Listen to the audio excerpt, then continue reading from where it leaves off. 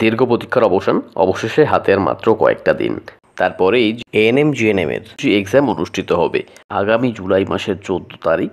তো যারা দীর্ঘদিন কঠোর পরিশ্রম করছো ভালো র্যাঙ্ক করে ভালো গভর্নমেন্ট কলেজে অ্যাডমিশন নেওয়ার জন্য, তো পরীক্ষা নিয়ে অনেকেরই অনেক ডাউট। এএনএম জিএনএমের এক্সামের কি গাইডলাইন্স আছে, যারা প্রথমবার এই এক্সাম দেবে তারা ওএমআর শিট কীভাবে ফিল আপ করবে, এক্সামের দিন কোন কোন ডকুমেন্ট সঙ্গে নেবে, কোনগুলি নেবে না, এছাড়াও এবছর যে সমস্ত ছাত্রছাত্রী এই এএনএম জিএনএম এক্সাম দেবে তাদের সকলের জন্যই গুরুত্বপূর্ণ কিছু টিপস অ্যান্ড ট্রিক্স। তো ভিডিওটি অবশ্যই শেষ পর্যন্ত দেখতে থাকুন। ভালো লাগলে অবশ্যই লাইক করুন, চ্যানেলে নতুন হলে চ্যানেলটিকে সাবস্ক্রাইব করুন এবং ভিডিওটি বন্ধুদের কাছে বেশি বেশি করে শেয়ার করে ইনফরমেশনটি সকলকে দেওয়ার চেষ্টা করুন। তো চলুন দেখে নেওয়া যাক ফের রাজ্য জুড়ে এএনএম জিএনএম পরীক্ষার্থীদের জন্য গুরুত্বপূর্ণ কিছু আপডেট। ইতিমধ্যেই রাজ্য জয়েন্ট এন্ট্রান্স বোর্ড পরীক্ষার অ্যাডমিট কার্ড অফিসিয়াল সাইটে প্রকাশ করেছে। তার সঙ্গে অফিসিয়াল পরীক্ষার নিয়মকানুন যেগুলি ছাত্রছাত্রীদের পরীক্ষার দিনে এবং পরীক্ষা চলাকালীন মানতে হবে, তার উপর গুরুত্বপূর্ণ নির্দেশিকাও প্রকাশ করা হয়েছে। যারা এখনও অ্যাডমিট কার্ড ডাউনলোড করেননি তারা কিভাবে ডাউনলোড করবে সেই ভিডিওর লিঙ্ক ডেসক্রিপশনে দেওয়া আছে, সেখান থেকে চাইলে দেখে নিতে পারেন। তো সেই নিয়মগুলি কি কি চলুন একবার দেখে নিই। পরীক্ষার থেকে অবশ্যই পরীক্ষার 30 মিনিট আগে পরীক্ষার হলে পৌঁছতে হবে এবং আগে থেকেই নির্ধারিত পরীক্ষার হলের লোকেশন দেখে রাখতে হবে অ্যাডমিট কার্ড থেকে, যাতে পরীক্ষার দিন পরীক্ষার হলে পৌঁছতে কোনো রকম সমস্যা না হয়। পরীক্ষার হলে গিয়ে অ্যাডমিট কার্ডে নির্ধারিত রোল নম্বরের জন্য বরাদ্দ সিটেই বসতে হবে। নিজের রোল নম্বর ব্যতীত অন্য কোনো সিটে বসলে এক্ষেত্রে পরীক্ষা বাতিল হতে পারে। পরীক্ষার্থীকে পরীক্ষার হলে যে সকল জিনিসপত্র নিয়ে যেতে হবে তা হলো অ্যাডমিট কার্ডের প্রিন্ট আউট, প্রার্থীর 1 কপি রঙিন পাসপোর্ট সাইজের ছবি, প্রার্থীর নিজস্ব পরিচয়ের প্রমাণপত্র হিসেবে আধার কার্ড বা ভোটার কার্ড। পরীক্ষার হলে প্রার্থীকে উল্লেখিত জিনিসপত্র ছাড়া অন্য কোনো বস্তু নিয়ে পরীক্ষার হলে প্রবেশ করতে দেওয়া হবে না। প্রার্থী পরীক্ষার হলে কোনো রকম লিখিত কাগজ, ক্যালকুলেটর, লক টেবিল, হাতঘড়ি বা অন্য কোনো যোগাযোগকারী বস্তু যেমন মোবাইল ফোন, ব্লুটুথ ডিভাইস নিয়ে প্রবেশ করতে পারবেন না। কোনো পরীক্ষার্থীকে অন্যায়ভাবে ধরা পড়লে তার বিরুদ্ধে অভিযোগ দায়ের হবে এবং পরীক্ষা সম্পূর্ণ বাতিল হয়ে যাবে। পরীক্ষার হলের মধ্যে পরীক্ষা চলাকালীন কী নিয়মকানুন মেনে চলতে হবে সেগুলি এবার দেখে নিই। পরীক্ষার সময় শুরু হওয়ার পর পরীক্ষার্থীকে প্রশ্নপত্র সিল থেকে খুলে ওএমআর শিট বের করে নিতে হবে এবং প্রশ্নপত্রের সঙ্গে ওএমআর শিটের বুকলেট নম্বর লিখে নিতে হবে।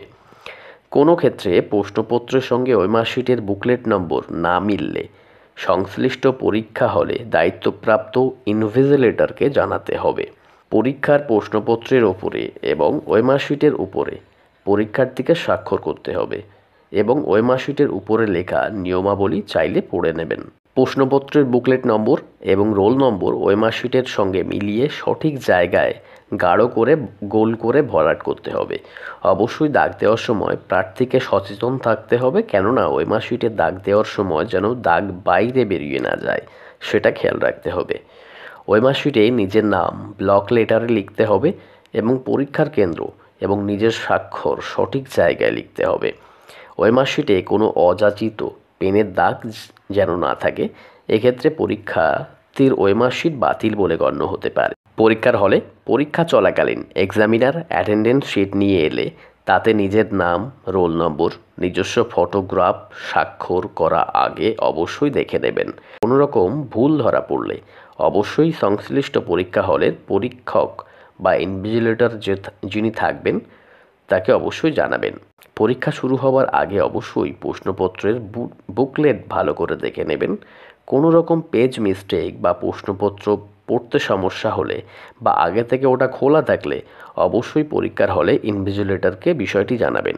পরীক্ষা চলাকালীন সময়ে নীরবতা পালন করবেন। পরীক্ষার সময় কোনো অযাচিত কথাবার্তা এবং অবৈধ ব্যবহার আচরণ থেকে বিরত থাকতে হবে। কোনো পরীক্ষার্থী কোনো অবৈধ কাজকর্ম করতে ধরা পড়লে তার পরীক্ষা বাতিল বলে গণ্য করা হবে। প্রয়োজনে তার বিরুদ্ধে অভিযোগও দায়ের করা হতে পারে।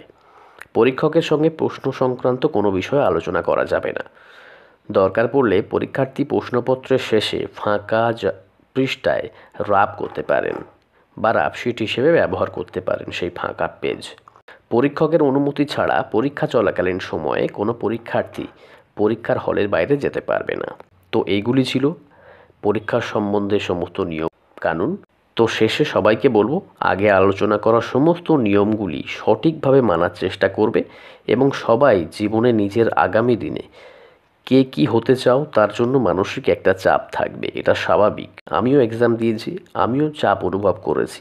তো আগামী ভবিষ্যৎ সাফলিত হোক, এটা সবাই চাইবে, তার জন্য একটা মানসিক চাপ থাকবে, এটা স্বাভাবিক।